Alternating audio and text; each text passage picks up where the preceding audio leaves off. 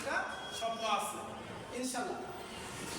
আজকের এই সেমিনার থেকে আমি দেখবো কীভাবে আপনার এই স্বপ্নটা সফল করে যান, এবং আশা করি আজকের এই সেমিনার শেষে এখন যে পরীক্ষা দিলে মিনিমাম সে পরীক্ষার জন্য আজকের এই সেমিনার থেকে 10টা মার্ক পাওয়া যায়। কত? 10। ইনশাল্লাহ সেই চ্যালেঞ্জ রেখে আজকে সেমিনারে আমরা শুরু করবো। তো একটু আমি পরিচয় করে দিই।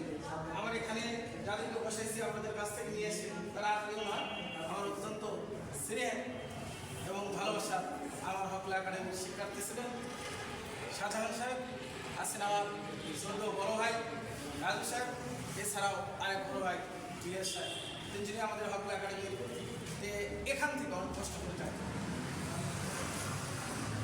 যখন এলিভেটেড ছিল না তখন তারা 3-4 ঘন্টার সময় হাতে নিয়ে গাড়িতে চলে যায়, ক্লাস করে চলে আসে। যাই তাদের কাছ থেকে কিছু কথা শুনবেন। এখন আমরা বেশি সময় নিচ্ছি না, শুধু পরিচয় করে দিচ্ছি। আর আমরা কিছু সবাই তাদের মধ্যেও কথা শুনবো, তারা কীভাবে সম্ভব হয়েছে তাদেরও কথা কিছু শুনলাম।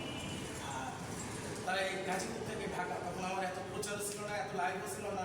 ঢাকায় ফার্মগেটে আমার শাখা একটাই শাখা ছিল, সেখানে এই ভাইরা কষ্ট করে যায় পড়াশোনা করছে। বিশেষ করে ইলিয়াস ভাই কোনোদিন ক্লাস নিতে আমার ফার্মগেটের ছাত্র ক্লাসে আসছে না, তাদের কাছে ইলিয়াস ভাই যায়।